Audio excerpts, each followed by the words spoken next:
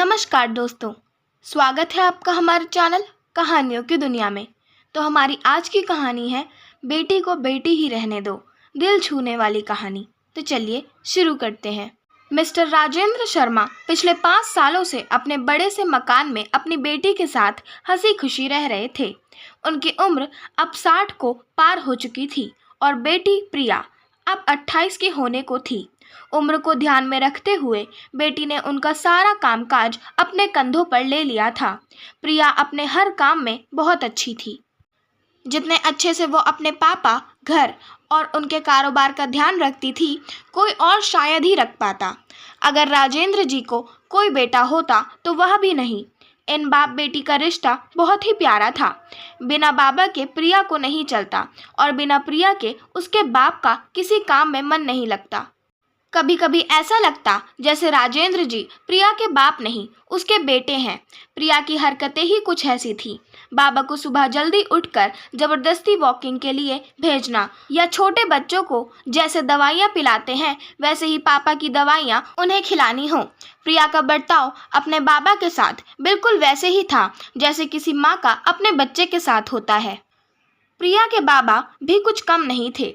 जब जब प्रिया उन्हें दवाई खाने के लिए देती तो आधी दवाई खाते और आधी छुपा लेते, लेकिन प्रिया के नज़रों से बच नहीं पाते। फिर वहाँ उनके सामने खड़ी होकर सारी दवाई उन्हें ज़बरदस्ती खिलाती। रात को प्रिया के सोने के बाद चुपके से किचन में जाकर फ्रिज से मिठाई चुरा कर खाना। बाबा की ऐसी शरारतें भी प्रिया पकड़ लेती थी।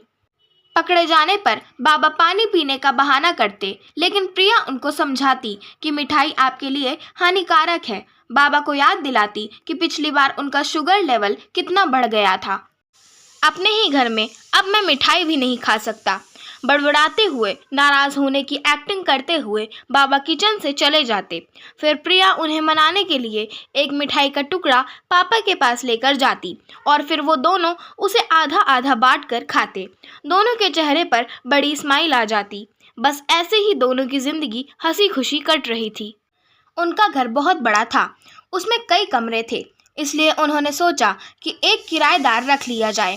पैसों के लिए नहीं, लेकिन प्रिया के ऑफिस जाने के बाद अकेले रह रहे राजेंद्र जी को थोड़ा सा ही सही किसी का साथ मिल जाए, इसलिए जल्दी ही एक किराएदार फाइनल हो गया। उनका नाम अमन सिंह था। उम्र उनकी 50 से 51 की होगी। एग्रीमेंट पेपर बनाने के दौरान पहली बार वह राजेंद्र जी और प्रिया से मिले। उन्हें दोनों से मिलकर काफ़ी अच्छा लगा और अब अमन सिंह अपनी बीवी के साथ राजेंद्र जी के घर पर किराएदार के तौर पर रहने लगे। थोड़े दिन बीते थे, लेकिन अमन सिंह राजेंद्र जी से अच्छी तरह घुल मिल गए थे। वह दोनों सुबह सुबह अब साथ में ही वॉकिंग के लिए जाया करते थे। कभी वह अमन सिंह के साथ तो कभी अमन सिंह और उनकी बीवी प्रिया और राजेंद्र जी के साथ डिनर किया करते। एक सुबह जॉगिंग के दौरान अमन सिंह ने कहा कि आप और प्रिया अकेले ही रहते हैं, आपको तो काफ़ी कुछ मैनेज करना पड़ता होगा। आप कैसे सब इतने अच्छे से संभाल लेते हैं? अजी मैनेज क्या करना है, मेरी होशियार बेटी के लिए यह कुछ भी नहीं है। प्रिया सब इतने अच्छे से संभाल लेती है कि मुझे किसी बात की कोई चिंता ही नहीं है, राजेंद्र जी ने मुस्कुराते हुए कहा। हाँ, वह तो ठीक है, लेकिन जब प्रिया ससुराल चली जाएगी तब आपके लिए यह सब मैनेज करना बड़ा मुश्किल हो जाएगा। आपका कोई बेटा भी तो नहीं है और आप अकेले ही इतने बड़े घर में रहते हैं, अमन सिंह ने अपना विचार बताते हुए कहा। राजेंद्र जी के चेहरे के हाव भाव बदल गए। वह अमन सिंह से कुछ कहना चाहते थे, लेकिन नहीं कहा और बात बदलने के लिए उनसे पूछा, खैर वो सब जाने दीजिए, आपके कितने बच्चे हैं? अमन सिंह ने छाती चौड़ी करते हुए कहा, मेरे 2 बच्चे हैं, दोनों ही लड़के हैं और दोनों ही अमेरिका में रहते हैं। राजेंद्र जी को लगा जैसे अमन सिंह उन्हें ताना मार रहे हों, लेकिन फिर भी उन्होंने कुछ नहीं कहा और वो जॉगिंग करके अपने घर लौट आए। कुछ दिन बीते। राजेंद्र जी ने अमन सिंह को अपने साथ खाने के लिए बुलाया, क्योंकि अमन सिंह की पत्नी किसी काम से बाहर गई थी और वे अकेले थे। अमन सिंह, राजेंद्र जी और प्रिया डाइनिंग टेबल पर बैठकर खाना खा रहे थे। पहला निवाला खाते हैं, अमन सिंह ने खाने की तारीफ करते हुए कहा, प्रिया बेटा, तुमने आज खाना बहुत अच्छा बनाया है। राजेंद्र जी ने गर्व महसूस करते हुए कहा, हाँ, मेरी बेटी बहुत अच्छा खाना बनाती है।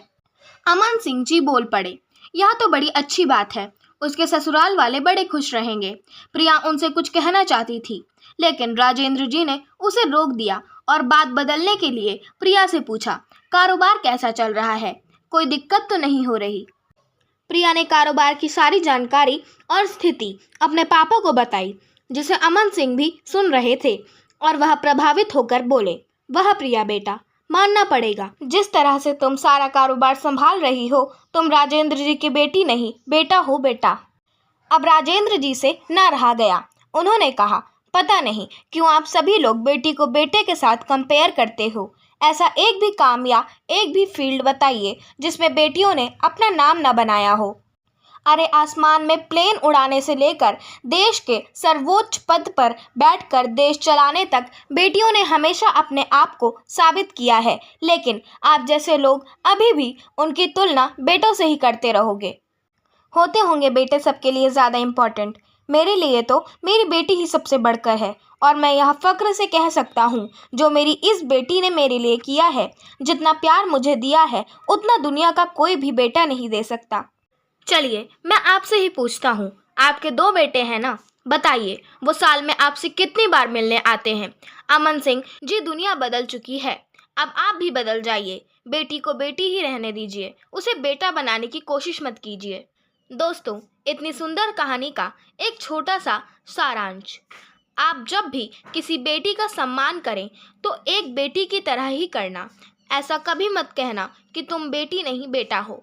आशा करती हूँ आपको हमारी आज की कहानी पसंद आई होगी। अगर आपको हमारी आज की कहानी पसंद आई हो तो चैनल को सब्सक्राइब करें, वीडियो को लाइक करें और बेल आइकन दबाना ना भूलें। धन्यवाद।